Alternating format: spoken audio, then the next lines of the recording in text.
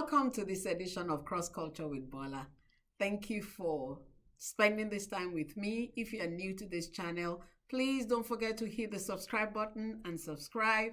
And if you are one of my regulars, welcome to another nice time that we have together. Today, I want to reminisce about my mother-in-law, and I want to speak about some lessons that I learned from her. My mother-in-law was different. She loved her children. I knew that. That's probably the most important lesson that I learned from her. She loved her children. She loved her children. And she will do anything for her children. My husband, regaled me with stories of when they were growing up, what my mother-in-law would do for them and stuff like that. But one thing that is unmistakable about that woman was that she loved her children. Loving her children, though, didn't mean that she did not discipline them. Oh my God. My mother-in-law was a huge disciplinarian. And she was an African disciplinarian, okay? She didn't give timeouts. There were no timeouts at all. She used the paddle, she used the slipper, she used whatever. She had 9 children, so she had to be on top of stuff. So she was a huge disciplinarian. So when she came to my house and she saw how I was with my kids, she was quite impressed, even though she was like, I didn't know they still do this in this day and time. So discipline from my mother-in-law. Another lesson that I learned from her was the value of hard work. Oh my God. My mother-in-law worked very hard. Very, very, very hard. And she made sure to let us know that there is no substitute for hard work. She worked very hard. Everything sellable, my mother-in-law sold. Everything legit, everything legal she did. In fact, I have a very interesting story about my mother-in-law. By the time I met her, she was selling gari at a market in Nigeria. And the civil servants were, public workers. They were on strike. And she was very irritated. She was like, why were they on strike and all that? And we told her that it was because they weren't being paid their salary and they wanted salary increment.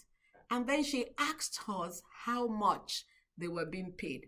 When we told her what an average civil servant earned at the end of the month, she was irritated. She said, what? Let them all resign and come and sell gari at the market. That was when we knew that my mother was making so much money from the gari market. My mother-in-law always had money, always, because she worked really hard. So she preached that to all of us. It was a value she passed on to her children. You have to work hard, work hard, work hard. My mother-in-law didn't just work hard. She knew how to enjoy life. Oh my God, my mother-in-law loved parties. Woo! Mommy had clothes. Whenever I went to Port Harcourt and I wanted to go for a wedding, all I needed was a blouse because she was much bigger than me. So when I went there with a blouse, I had a wrapper to tie. Whatever color it was you wanted, she had them in that almighty box. She worked hard and she knew how to enjoy life. She loved to watch soccer. I can't ever forget, I don't remember how many years ago was this. Nigeria was playing, I think it was Italy in the World Cup, and power went out almost in the entire city. My mother-in-law, being who she was, she went and rented a generator. She had to watch that match. She loved to watch wrestling too. So in the midst of all her hard work, she knew how to enjoy life. She knew how to live life, live and enjoy. She would buy herself a drink. She would just eat what she wanted to eat. Whenever she felt like it, she would buy a huge fish, cook and eat. So my mother-in-law taught me to have fun. Not just work, but to have fun alongside with it. Another lesson I learned from my mother-in-law is to be a fighter. My mother-in-law and I married the same kind of men. My father-in-law was very laid back. He didn't like to fight. He was a school teacher, so he was very reserved. My mother-in-law had to fight for both of them. My husband told me a story of when, like it was in Nigeria, my father-in-law had bought this house and he was paying, a note. He got a mortgage on the house. And they were sitting in the house one day and someone else had gone to bribe the city officials and they came to repossess the property. What they didn't bargain for was who my mother-in-law was. She sat in front of the house, tied her scarf on her waist, and held a huge cudgel. Policemen were on the other side of the road. The man was there, and she dared all of them to come and take over the house. My father-in-law couldn't have done that because he was a gentleman. So my mother-in-law fought to retain that house, and they have that house till today. She was a fighter. She didn't like to be cheated at all. She did not. You couldn't cheat my mother-in-law. And she would tell you, I did not go to school, but I have street sense. So she used her street sense and it benefited her immensely. My mother-in-law fought. She fought. She had a fight in her. And I think I learned that from her because I think I'm a fighter too. I think so. Learned that. Another thing, and probably one gift she gave me that I appreciated the most, was that she allowed me to be me. She just, I don't think she liked everything I did, but she just looked at me and was like, oh, that's who she is. And she just accepted it. I was blessed that I had a mother-in-law that I could talk to. If I was upset about anything, I told her I was upset about it. And she didn't mind at all. I remember the really big quarrel that me and her had was that I was upset with her about something I felt she did that was wrong. And I went for holiday in the city where she was staying, and I didn't stay in her house. I went to stay in someone else's house.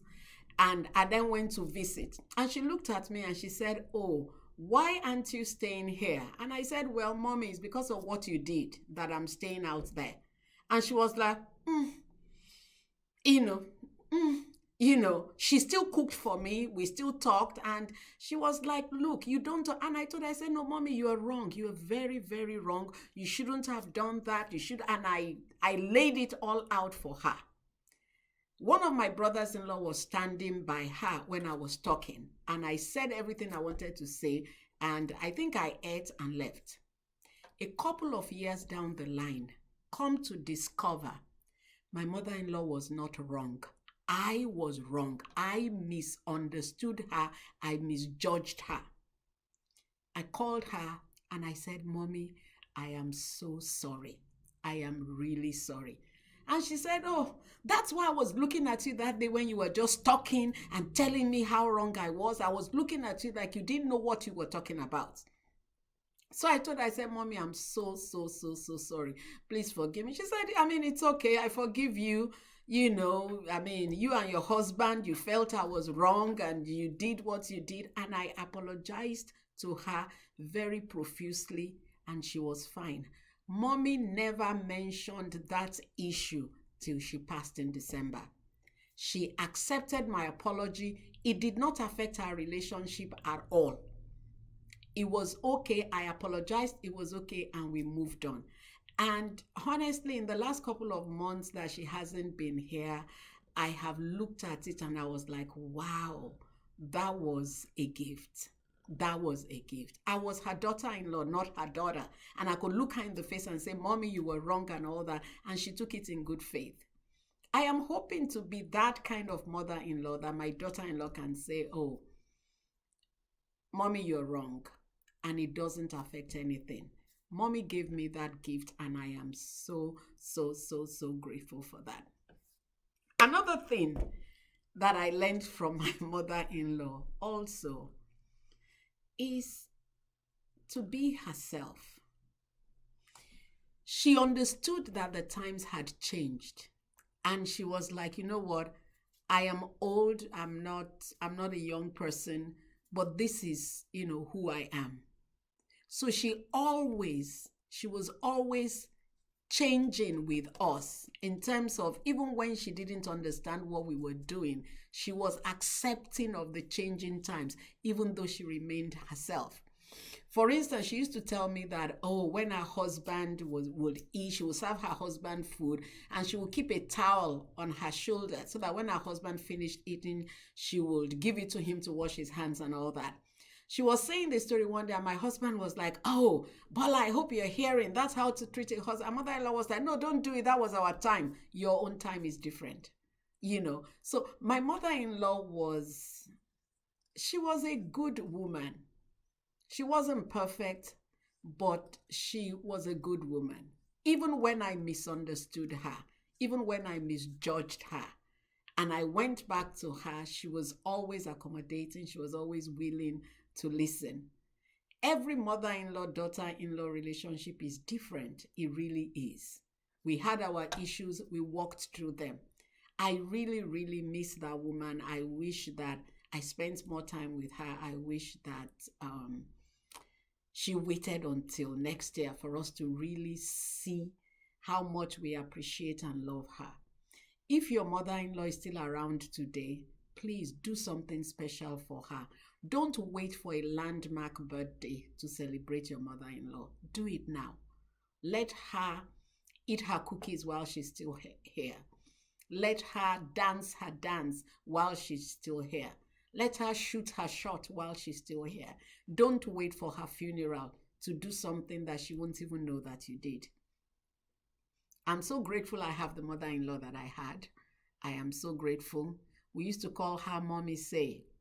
She tried to teach me Calabari. I didn't learn. I guess I wasn't that smart, but she really tried.